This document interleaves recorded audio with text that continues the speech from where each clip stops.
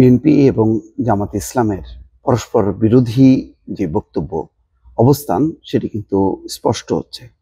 জামাতের আমির আবারও বলেছেন, সংস্কার ও ফ্যাসিস্টের বিচার ছাড়া নির্বাচন করতে দেওয়া হবে না। বিএনপি বলছে যে সংস্কার বিচার সবই চলমান প্রক্রিয়া, কোনোটি শেষ করে তারপরে নির্বাচন এমনটি হবে না। কিন্তু জামাত কিন্তু তার অবস্থানে অটল আছে। সেই কারণে সামনের যেই রাজনীতি অর্থাৎ নির্বাচনের দিনক্ষণ ঘোষণা করলে সেটি জামাত ইসলাম কি অবস্থান নেবে সেটা কিন্তু খুব গুরুত্বপূর্ণ। যদি সংস্কারের বিষয়গুলো মতানৈক্য যদি চলতে থাকে, মতৈক্য যদি পৌঁছাতে বিলম্ব হয়, তারপরে বিচারের কিছু কার্যক্রম হয়তো হবে, বাকিটা শেষ হবে না। এখন কতটুক বিচার, কতটুক সংস্কার হলে জামাত বলবে যে না ঠিক আছে এখন নির্বাচনে আপত্তি নেই, সেটা কিন্তু পরিষ্কার না।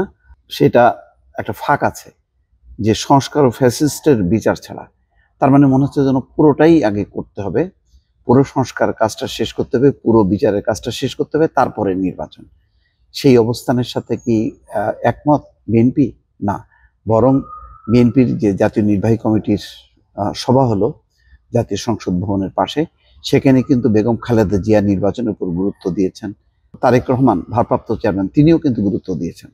ফলে বিএনপির কাছে এই মুহূর্তে প্রায়োরিটি নির্বাচন, অর্থাৎ নির্বাচনের জন্য এটি বন্ধ রাখা যাবে না, এটা হলো তাদের পরিষ্কার অবস্থান। কিন্তু জামাত তো ভিন্ন কথা বলছে। আজকে যে কথাটি এসছে গণমাধ্যমে, আবারও সেটি বলি। নায়েবে আমির মুজিবুর রহমান কি বলছেন? সংস্কার ও ফ্যাসিবাদী আওয়ামী লীগের বিচার ছাড়া এদেশে কোনো নির্বাচন হতে দেওয়া হবে না। শুক্রবার বেলা 11টার দিকে কুমিল্লার ব্রাহ্মণপাড়া সরকারি উচ্চ বিদ্যালয়ের মাঠে উপজেলা জামায়াতের কর্মী সম্মেলনে প্রধান অতিথির বক্তব্যে তিনি এই কথা বলছেন। মুজিবুর রহমান বলছেন, বিগত 3টা নির্বাচন প্রমাণ করেছে দলীয় সরকারের অধীনে নির্বাচন নিরপেক্ষ হতে পারে না। জালেম পালিয়েছে, জুলুম এখনো পালায় নাই। দেশের মানুষের উপর যারা জুলুম করেছে তাদের আগে বিচার হতে হবে। বিচারের আগে নির্বাচন হবে না। সংস্কার ও বিচারের পরেই নির্বাচন হবে, তার আগে কোনো নির্বাচন হবে না। সংস্কার ও ফ্যাসিস্টের বিচার ছাড়া এদেশে কোনো নির্বাচন হতে দেওয়া হবে না। নির্বাচন হবে না তা না, নির্বাচন হতে দেওয়া হবে না। এক ধরনের কিন্তু বেশ প্রচ্ছন্ন একটা হুমকি।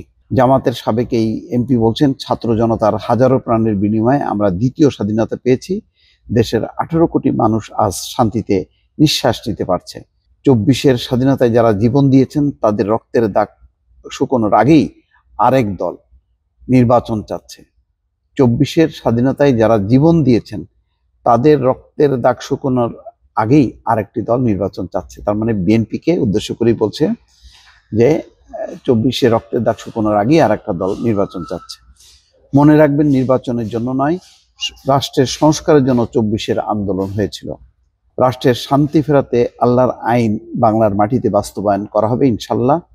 আল্লাহর আইন বাংলার মাটিতে বাস্তবায়ন করা হবে। তো আল্লাহর আইন বাস্তবায়ন করলে সেটি কি গণতান্ত্রিক রাষ্ট্র থাকবে?